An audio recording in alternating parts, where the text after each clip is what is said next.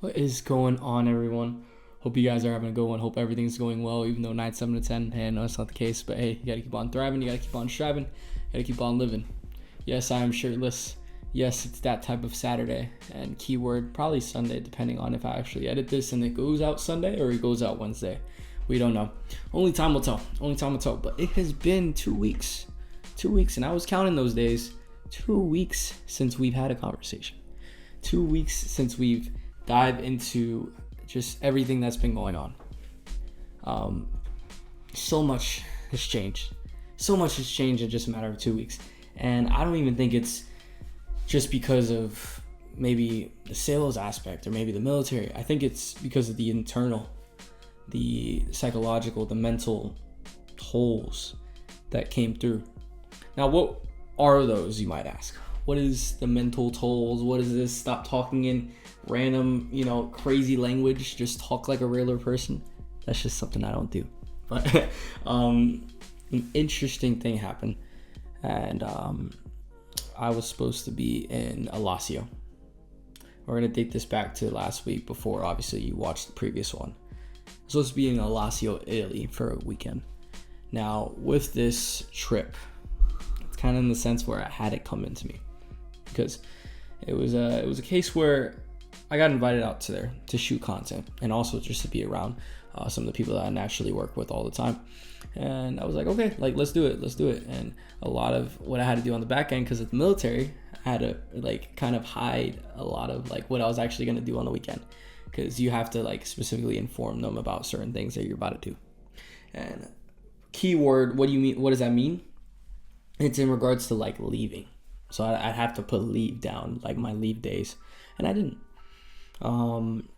I didn't. I kind of I had it there, but I just didn't. And so there was a moment where everything was going well. It was that same thing, just like when I went to the States and I left my passport. Everything was going well. I felt amazing. I was like, let's do it. It's a good day. I had everything lined up. Driving to London, 2 hours, mind you. Driving to London. And I get into the airport. It's great. Check everything off the list. Everything was down. It was so perfect. And I go up to the counter. Right? Give them my bag. And okay, where are you going? Blah, blah, blah, blah. They're like, okay, you should be all set. Head over to the terminal. So he gives me the receipt for the bag. I was like, okay, cool. About to walk up the stairs. Look at the receipt. It said, because I had to fly into Milan first, because that's the most international one, to then go there. But I looked at the receipt. It did not say Milan. It said some random place in Italy. And so I had to run back down, go to the counter, and talk to him and be like, hey, you got the wrong flight information. You got it's going to go to the wrong place. So he looked in the system. He looked in where it was at, stuff like that. He went to go find it, all that. And then he comes back. He's like, hey, I found your package, sir. You should be all good to go. Aside from that, let me just check your ticket. Checks the ticket. And you could tell there was a sense of a little bit of a pause. And I was a little perplexed. I was confused. I was like, what's going on? And he looked up. He was like, sir, this ticket is for August. I was like, what? He was like, this ticket is for August. This is not the ticket for today. You ordered it a month in advance. My heart dropped. I was like, there can't be. I was in denial. He was like, look, you're going to have to talk to, what was it? He was like, you're going to have to talk to the airline and go over. Keep in mind, it's Italian Airlines. Every time I picked up the phone or tried to call, they all spoke in Italian. So it was one of those things where I literally had to sit there in the actual terminal, just take my L and just go home and generally feel all the feelings, right? So throughout that entire time of driving back, I was just feeling like shit. I was just like, lately I haven't been on top of my game. Lately I haven't been on top of anything. I've been just letting life kind of go its own path and go its own way. And so there was a moment where I was just when it came to a lot of the hard things that I did in life that naturally woke my ass up, a lot of it was from pretty crazy things that ended up happening, right? Things where obviously I had gotten to a point where, the whole suicidal thing, all that. And if you could hear it, you could hear it, right? So if you heard it, you heard it. I just don't want to say it too loud, but stuff like that. And it woke me up, and that's what ultimately changed me, because it was a moment where I literally got smacked. And it was kind of that moment where I was like, okay, look, this has got to change. So it's stuff like that. So I was like, I need to find something. I need to go find myself, do something, right? The marathons were exactly that. The marathons are like my way of doing that. And so I was like, okay, let's go for a walk, right? Keep in mind, somebody that told me this, he was like, one of the guys in our community, Elevate, I'll put it down below. He told me, he was like, you should go on a 12-hour walk. Now, keep in mind, 12 hours is a long time. It definitely is. So it's not anything that you could just say like, oh, let's go do it or something like that. Like, you actually have to give your time, your effort to go do it. And so I was like, you know what? Let's do it. Let's go on a 12-hour walk. So we went over to Norfolk Coast. It's like this coastline out there in obviously the UK. And it was awesome. Learned so much, right? The moment I got to the Norfolk Coast, just walking. And in my mind, I'm like, he said it's going to change your life, this 12-hour walk. It hasn't changed my life. I didn't bring anything. I didn't bring a phone. I just brought like 2 bottles of water and a book bag, and then like an emergency snack just in case I needed it. That was it. Did an entire 12. I was moving. Felt great. Felt like what I used to do. And then on the way back is when things took a turn for the worse, right? It was a reminder of how I felt out in the Grand Canyon, where in the Grand Canyon, a little backstory, I went out to the Grand Canyon and I ended up getting complete muscle failure, complete dehydration, to the point where I couldn't simply walk. And I had to get IV fluids pumped into me, all this crazy stuff, all this craziness. So I was starting to get to that level. So when that happened, it was kind of a reminder where in my mind I was like, this is what I'm looking for. I'm looking for the pain. I'm looking for the pain because the pain's going to give me a lot more clarity about life. Because in those moments, I'm going to actually potentially see some things or go through some things that naturally not many people can go through. But I'm going to go through it, and I'm going to feel like I just accomplished an incredible task. And hopefully that's going to change my mind, get me back on track. I know this sounds crazy, but this is how my brain thinks. And get back into a state of mind where I'm like, okay, like we're thriving, we're doing good. Little did that happen. I made it all the way back home, thank God, right? Because I literally was like a mile out from my car, and I was fighting demons, every sort of demon, and being like, I don't think I can make it back to the car. I made it back home, went to sleep. Keep in mind, I did not drink any water. I did not rehydrate. I didn't do none of that. So it was just straight, just that. Like, that's all I had. And I went to sleep out of, just being tired. I genuinely felt tired, felt exhausted. I was like, this is just, it's not right. And I woke up at 12 o'clock in the morning, completely dehydrated. Like, if you seen a raisin, I was a raisin, basically. No sort of water inside me. And I literally couldn't get up. My entire back was strained to the point where you simply cannot, you can't bounce back. You can't get up. You can't do none of that. So I'm like sitting in my bed like, oh my God, like I can't believe this. I just need water. I just need to go get water. So keep in mind, this is literally like the Wolf of Wall Street, except I have to go downstairs. So I'm literally like dragging myself down these flight of stairs. I threw all my clothes and all my stuff downstairs because I was like, I'm gonna sleep downstairs because I'm right next to the bathroom and I have my water supply. And what was it? Downstairs, I went to go pee. It was black. It was literally black. It was like black brown, the pee. I was like, okay, we've been through this before. Let's just go get water. Drank a bunch of water. An hour went by. Spot, my dog, ended up coming over. He had an interview he had to do, so he used my camera and stuff like that, and he was doing his own thing. And I literally sat there. I called my mom, and I sounded so just bad. I sounded like you couldn't. It was like if you're talking to like a 90-year-old man, and he doesn't even know what conversations he's at. That's how the conversation was. And it was a moment where I was like, you know what? I just need IV fluids. That's it. This is gonna speed everything up. So I took the decision to, call their emergency services. They came over, pumped IV fluid in me, felt good, but they're like, hey, we have to go to the hospital because we have to naturally treat you for this. We have to also give you more IV fluid because we don't have enough.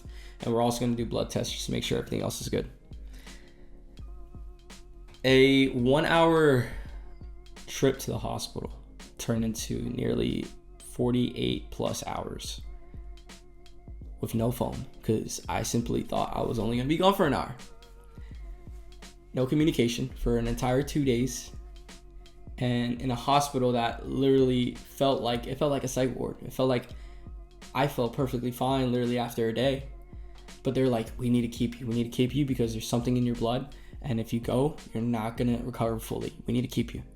Your kidneys are gonna fail, because I ended up getting rhabdomyolysis, or rhabdo.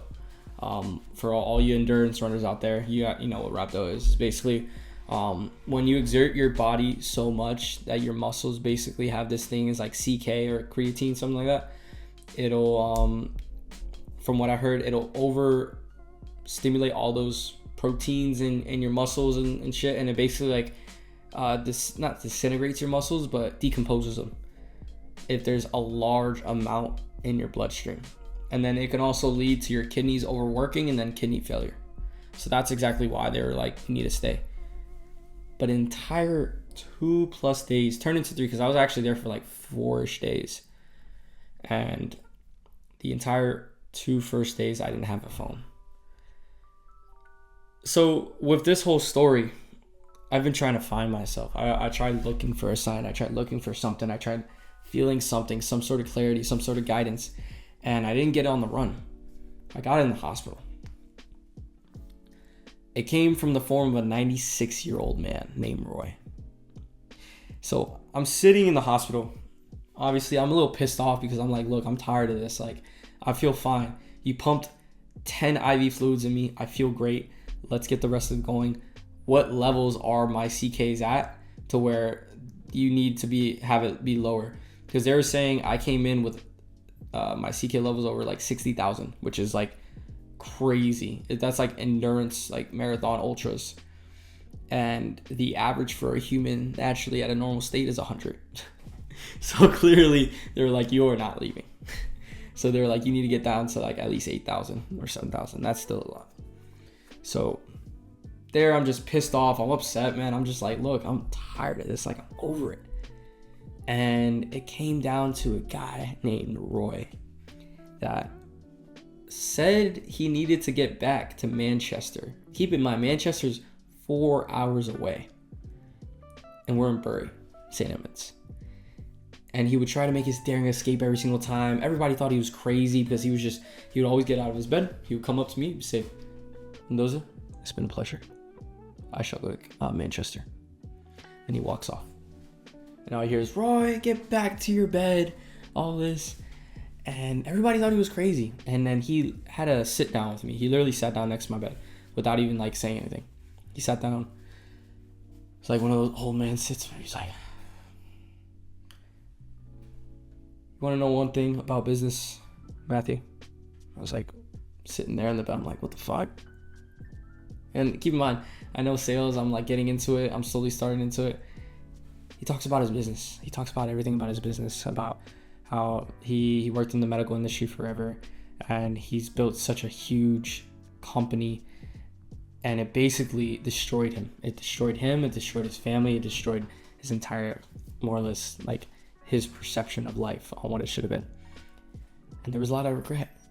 There was a lot of like certain things that I just like, I took so much out of it. Because I saw him at 96 and he gave me his entire story. And he didn't have to. He literally laid it down onto me. And my thing was, I was wishing that he would. And he did. He talked about everything in regards to life, in regards to business, in regards to family, in regards to how you treat people, in regards to how you treat people in your business, everything. And that's exactly what I needed. That's what I was looking for. Now, did I expect it in the form of a 96-year-old man? And I hope he's doing well. No. But that's part of life, I guess you could say. Definitely is part of life. So why do I tell you this story? I tell you this story because even after that, I thought, oh my God, I just had a 2-day dopamine detox. I got my phone back. I ended up closing a deal in the hospital. Got my phone back. I was like, let's go. Like, I'm alive. I'm energetic. I'm free. I have a new meaning. Didn't happen to me. Went back to the same shit. Started losing habits. The working out, gone. I didn't want to run because I was too scared that I was going to get robbed out again, or I was going to feel some sort of way. Gone. Started waking up super late, then carrying my ass to work all lackadaisically, and just feeling like I'm in a system. I'm automated right now. Gone. The porn thing. Came back. Working on it. Gone. I was just like, what the hell? Like, what's going on? What is happening? How is this working out? This has been like, I'm a week out of the hospital, and I still feel like I'm the same person I was prior to it. Even when I went to Ireland, I still felt the same way. I felt a lot more present, but I still felt like I was just like, I can't even talk to people. I can't even have a conversation. I feel like naturally scared to have a conversation with people. Like, what is happening? Like, this wasn't how I was prior. This wasn't how I was a few months ago. Why am I feeling this way now? Like, why am I feeling so stressed out about things? I'm transitioning, but like, it doesn't matter, right? I think there was one thing that came into play, and it's something that I'm working on right now, and it's something that I haven't heard a lot of people tell me. So it was kind of an interesting thing that I'm trying to practice now, which is being present, very present, being incredibly present in everything that you do. Iman Gadzhi's sales manager. This was a video that I watched from JJ Hernandez on his YouTube, and the top closers that he brings on, they're just naturally present in the moment. That is one of the big things that he tries to see. He tries to read the person and see, are they like thinking of questions to ask? Like, does it sound natural? Stuff like that. He literally brought up everything about presence. And keep in mind, they are a very successful company. Like, their programs, all that stuff, they are top in the notch. And the sales manager is looking mainly if like, are you actually present in the moment? So with that, I had a lot of these past few days where I genuinely was trying and pushing just to be as present as I can. And it felt better. It did. Whenever I was out and about, I tried my absolute best. And how did I try? I was talking to some of the people maybe that come by, be like, oh, I like your shirt. You know, it was nice. Or some people in the gym, naturally that would come up. I'd have a conversation with them. Like even today, I felt the same way. I was just talking randomly to certain people if the opportunity presented itself. And keep in mind, I had all these things in my mind where they were just like if I looked at somebody's like stuff, or if I looked at some sort of situation where I was like, I don't need my phone for this, put it away. Down to listening to music. Logic dropped his new album, Ultra 85, and there's two different type of listeners. There's the person that doesn't know Logic too much, but they're expecting good music, and then they don't understand the story, so they're just like, oh, this thing's trash. And then there's another version of that where you're like someone that is listening to it for the story. You're not listening to it just to listen to one song. You're listening to listen to the whole song because that's the whole reason behind it. That presence, right? Not to mention, just like when I go out and about, like sitting somewhere, maybe like I'm waiting for something, I'm not looking at my phone. I'm just existing. I'm just looking around. If the opportunity presents itself, and my mind tells me, oh, you don't have to say that. I go to a cashier, and my mind's telling me, he's like, this old man bought a bunch of wine, and I was gonna tell the cashier, I was gonna be like, hey, did you check his ID? Or something like that. Small stuff. And my mind was telling me, no, don't do that. But then I didn't. And then I felt so much better. And I realized I was like, nobody cares. Nobody cares. And I keep on instilling this presence because also it carries over to when you are doing sales. You can't be one person on the call and another person outside of it. It just won't work. So I guess the biggest thing is like, what did I learn these past 2 weeks that I've been gone, that I haven't been able to be consistent? Being present is the biggest thing. Being present is the biggest thing for everything in life. Roy, throughout his time, he was so focused on his job. He was so focused on his company that he lost his family because he wasn't present in the moment, right? I was walking on that trail with nothing, right? Feeling free, but I wasn't even present in what I was doing there, right? These past 2 weeks, I've been waking up super late, going to work, right? Feeling like I'm in an automated mode, and I'm not realizing like I'm not being present in that either, right? anytime somebody talked to me throughout that time, like I just felt like I needed to crack the code on what they're talking about, or crack the code on how I can feel better on this conversation. And I wasn't literally present, just listening to them, feeling it, feeling the energy, feeling everything. People can tell your energy, stuff like that. All right, so just keep on working on it. For anybody out there that's watching this and that loves to watch my continuous stuff, we are in the stages right now where we are transitioning out of the military. We're going in November, and we're already looking for places out in Tampa. So that is a whole different row. We'll talk about that on the next one. But there's a lot in store, right? We're in the transitional phase right now. We have 3 months to make something happen, and we are. But aside from that, I hope you guys have a good rest of your day. I hope everything goes well, even though it won't. And that's just how it is, and you just have to accept it. And you have to see, how can something good come out of this? How does this work in my favor? Remind yourself, ask yourself that. And I promise you'll have a great day, and you'll have a good rest of your week. From the top of the world, boundaries still don't exist. At the bottom of the depths where life still lives. Do you dare to dream? As a matter of fact, do you dare to take the next step? I'll see y'all later.